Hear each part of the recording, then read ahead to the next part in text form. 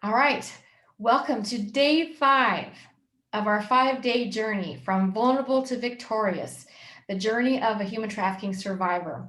We are so excited to be able to finally park the car in the garage and celebrate the things that we've learned and what we can do to be an informed community member and embrace those people who are looking for their path forward and how we can be the best um, community network support that we can be.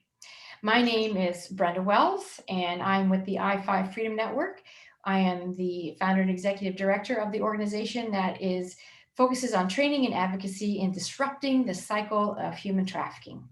I'm here today with Whisper James, also a team member, and I'm really honored to be in this conversation with her. Yes, absolutely. Welcome, everyone. It's exciting, the final day here. And as Brenda mentioned, I'm Whisper James. I am a recent team member to I-5 Freedom Network, which I'm very honored. And it's a personal passion of mine, problems and solutions and prevention of human trafficking. And I am also a member of a survivor leadership group in the area. So I'm very excited to be here. Yeah. And I'll say this, it's been a 5-day journey and we haven't showered yet. Anyways. It's a long drive. Time flies when you're with somebody that's fun to be with. So anyway, so today we're talking about being victorious. So what are the factors that finally get somebody off the road? We talked about if prevention failed, what's the first opportunity for community to provide access to services and disruption? What's the opportunity for hotels and other businesses to provide access to services and disruption? Yesterday was about law enforcement and laws and how they can be part of the problem or part of the solution. All of those touch points lead us to finally the opportunity. Let's get somebody off the road and to their new path of their own design, of their own direction of victorious. Yeah, absolutely.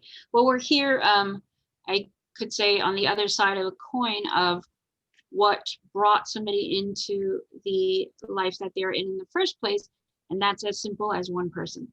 And that's one of the biggest factors to someone being able to get out of the life and to find them within themselves the strength to break free from that life. And that's one person, getting involved with them. That sometimes it's all it takes is someone giving them access to solutions, or someone just giving them the idea that there's many more paths than just this one path that they're on. A lot of victims of human trafficking, some because they've been in there for so long, or some of them in their own personal situations, they feel that that's the only opportunity for them. They may feel too broken or uneducated or any number of things that they can't transition into a real world scenario or a real world job or even a real world community. But having someone in their life that shows them you absolutely can, and gives them that that opportunity or just that vision and that encouragement for themselves. Someone to show them, give them a chance to know that a survivor that's been in a life like that has absolutely transferable skills. Someone that has been in that life is resilient. They have marketing skills. They have communication skills. Someone who's on the survivor membership, survivor leadership group with me, she blows me away every time she starts talking. Everyone in the room is riveted, and that is those are absolutely skills and a need in the real world. To feel needed and valued is something that we all long for. In the case of someone who's being trafficked, there's bigger pieces missing for them to see that opportunity. They have that want just as much as we all do, but they might be more stuck than a regular person. So just giving someone that faith, that vision, that idea that they are valued and that they are needed in the larger community is life-changing. Absolutely life-changing for a victim. I wrote down what you said. It was so powerful. What got them in is what get them out. The power of one person. Absolutely. And that can be anybody who's listening. The power of one person got them in, the power of one person can get them out.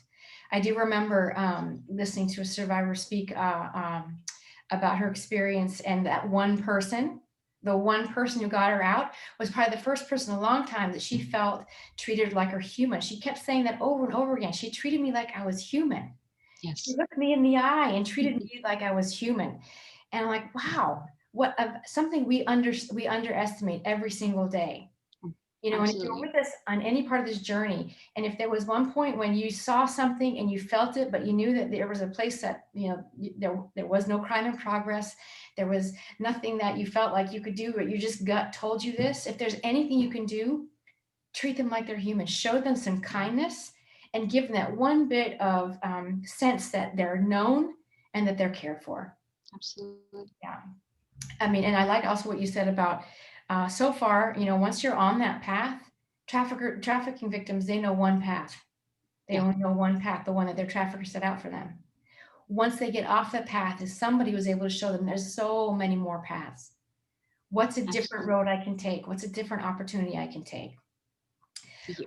One of the things that gives them that opportunity, that, well, we talk about financial insecurity. You know, one of the things that maybe they've gotten here, maybe that one person gave them the strength and the courage to get out, but once they were out, they had a criminal history, they had children, they had things that made them not have enough money to survive. That was the only way they could make money. So then they went back, Hmm. and this happens a lot. They get out and they go back because they're looking for a way to survive. Absolutely. Survivors, really. And so there are many organizations, when a survivor is ready to take those steps, that give them those job skills, Hmm. that give them those vocational skills, that give them all kinds of great opportunities to finally get that financial security. But then there's also another piece, and you talked about this, about feeling broken Hmm. and feeling believed in. And so one of the programs that we have is our Way to Work. And you've participated in some of these workshops. Yeah. What do they provide a survivor that might be helpful? The tools and the skills that they need to start building their own self-worth and seeing the areas that they can absolutely contribute in and learning to believe in themselves, because sometimes those skills have to be taught. And if you're talking about a victim of human trafficking, those are often skills that were not taught to them, whether from within their own family or within their own lives. So the Way to Work program is one of the one of the most disruptive programs that are out there, because they're taking not just that piece of, oh, here's the job skills, but here's also the life skills. Here's the steps to bring you into a place that you can see your own value and that you can see your own wonderfulness. Oh, I love that. Yeah, and that's like this, the tagline we use is like there's all these great opportunities for survivors to get the job. These skills are going to help them keep the job. Absolutely. Yeah, and Yeah. there's one of the things that an indicator and a behavior that is common is that a difficulty making eye contact, Hmm. because street-based trafficking, there's this language, if you will, of making eye contact means you're choosing a different trafficker, a different pimp of sorts. And so and even in the labor trafficking world, you just look down because you don't want to be noticed. So looking Yeah. down and not making eye contact is a common behavior that has to be unlearned. Right. And that's it seems like a really small skill, learning how to make eye contact. That's one of the things that we promote and provide a safe space to relearn how to do that again, and how trust is built with that kind of thing. So, and now that we're all wearing masks, sometimes eye contact is all we got. Absolutely. Yeah. So just to close on this and to wrap it up, you said a word about resilience and transferable skills. There's absolutely no doubt that these are skills that survivors have. They are survivors. It's not a label, it's a badge of honor. It's a thing that Absolutely. they can lean in. They got here because they've overcome so many odds. And survivors come from all different backgrounds. You don't just have to be a human trafficking background in order to be considered a survivor in this world. There's these transferable skills that we want to honor and uplift to let that person know that they are welcome and they have a seat at the table and have every bit of worthiness as anybody else. Again, Absolutely. untraining the words that they have been told by their exploiters. And so we're excited to work with survivors, every day as part of our program and our mission. Yeah, absolutely. Absolutely. All right, so that concludes our 5-day road trip. We're going to go shower now.